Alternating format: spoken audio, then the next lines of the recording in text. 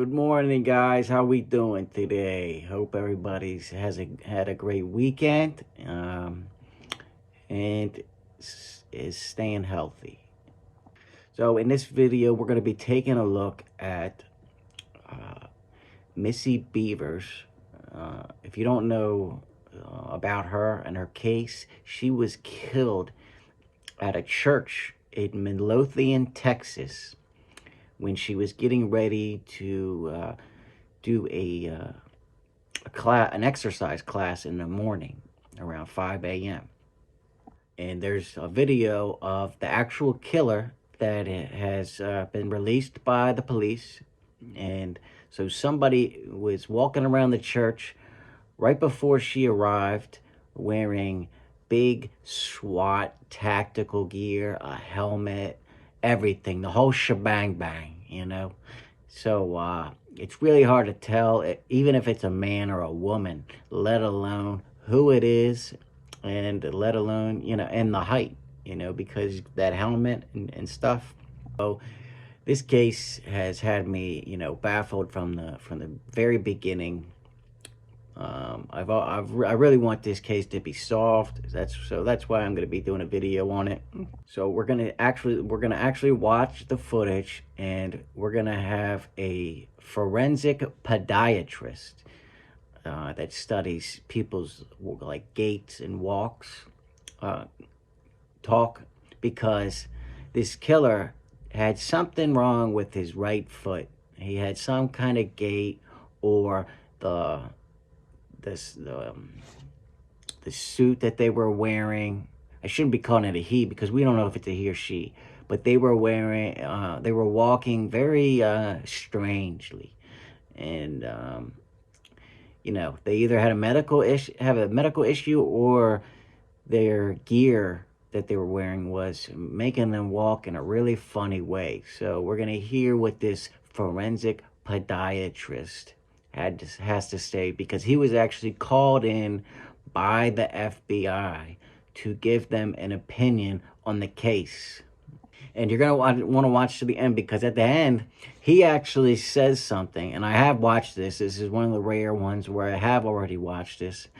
But he actually says something that I have, and I guarantee a lot of you out there have not heard anybody else say yet.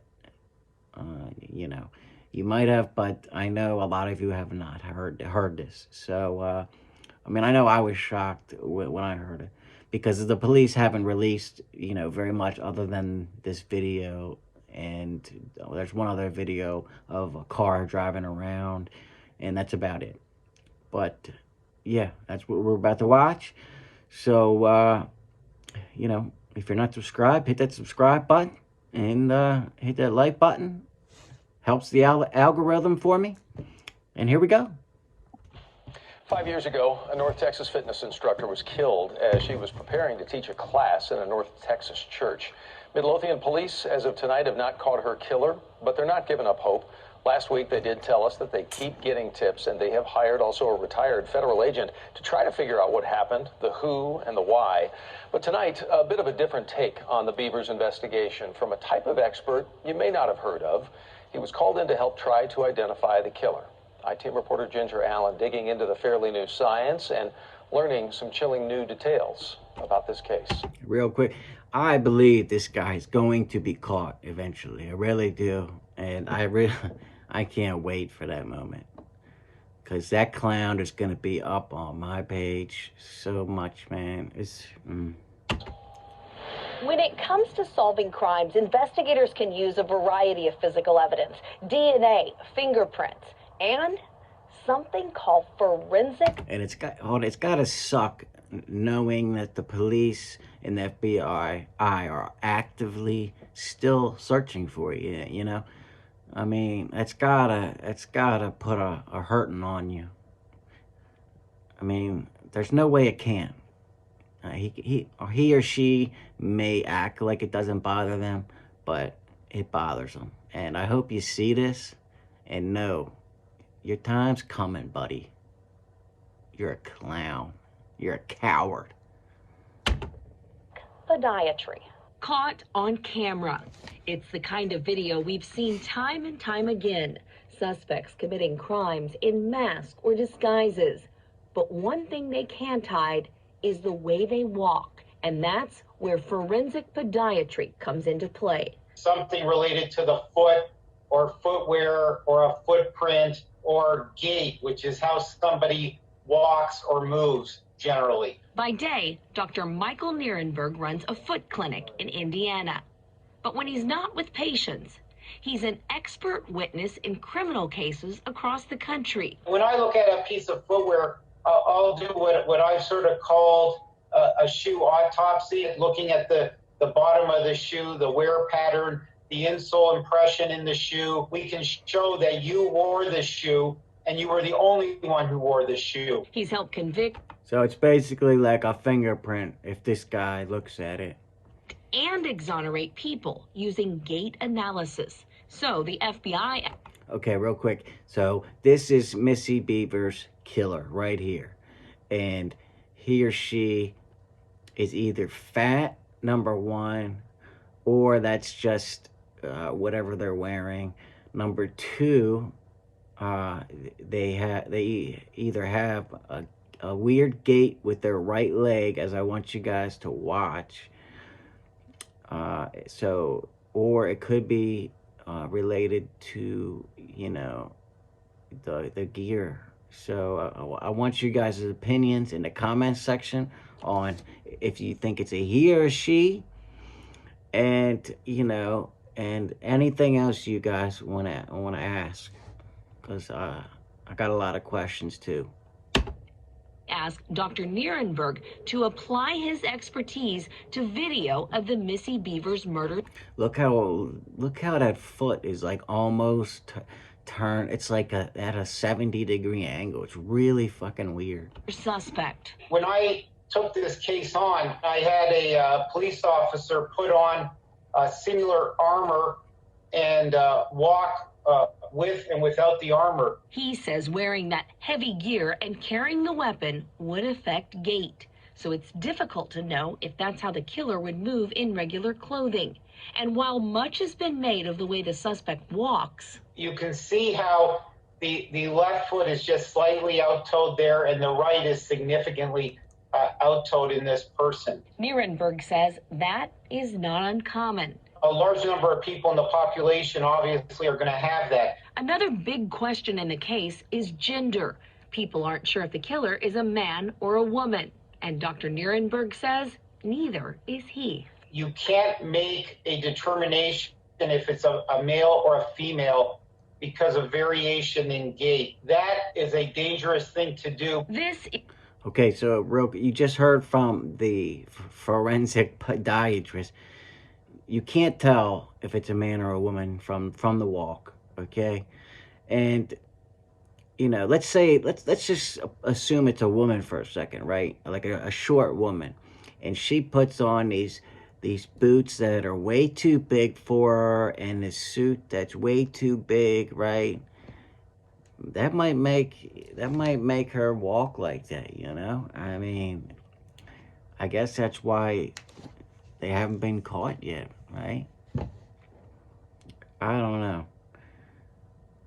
But if I had to guess, I think it's a man. That's my guess.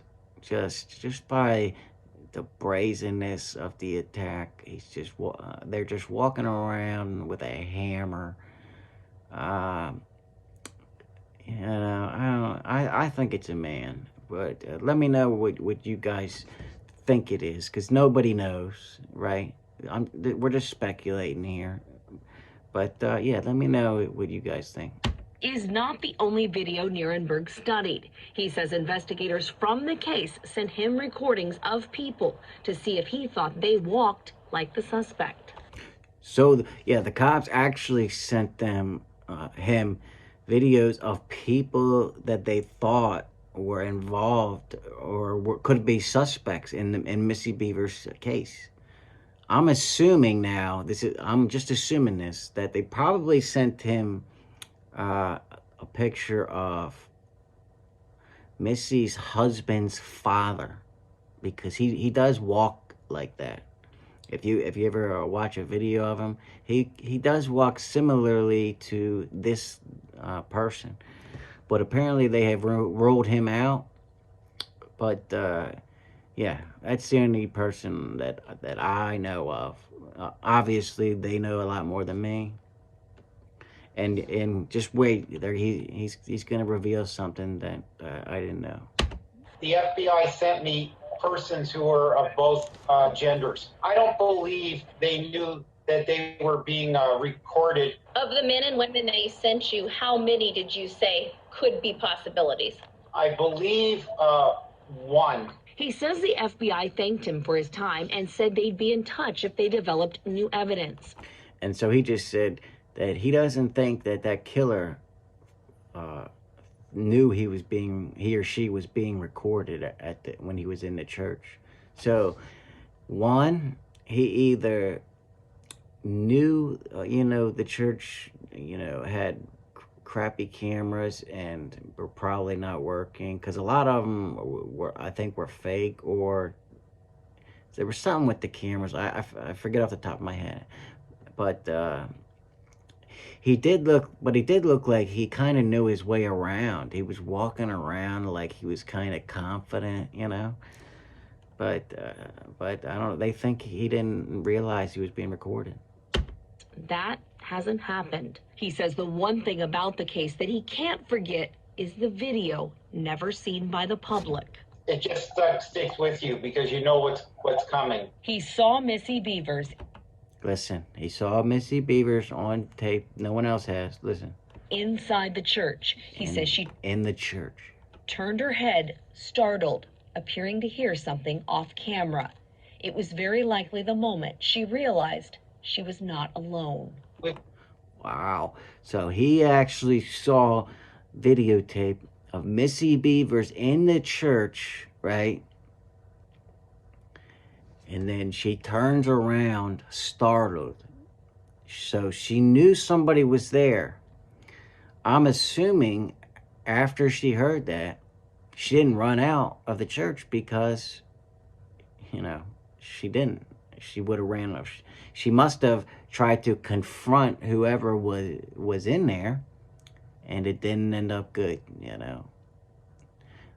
Maybe the killer was startled, or maybe he planned this all along. Who knows? But we just found out from this guy that they have Missy Bevers on tape hearing a noise while she's in the church. That I didn't know. No one knew that. I didn't know that. And the police haven't shared that, as far as I'm concerned. And I've done a lot of research on this case. We've all watched those horror movies where you say you got to get out of that house, and and this was the real thing. To be clear, the doctor did not see the murder, but he tells us what he saw has stayed with him. On another note, he tells us gait is not unique. More than one person can have the same walk. So this is just one more piece of the puzzle. He tells us he would not participate in a prosecution where the only evidence was gait analysis. Wow. So, yeah, that's what I wanted to share with you guys. I hope you liked it. I want to hear what you guys think about this case, if you think it's a man or a woman, why you think the killer or the suspect was in the church in the first place. Do you think he was there for Missy? So put that in the comments. If you liked it, hit the like button. If you haven't subscribed yet, please hit that subscribe button if you liked it. And until next time, True Crime King, out.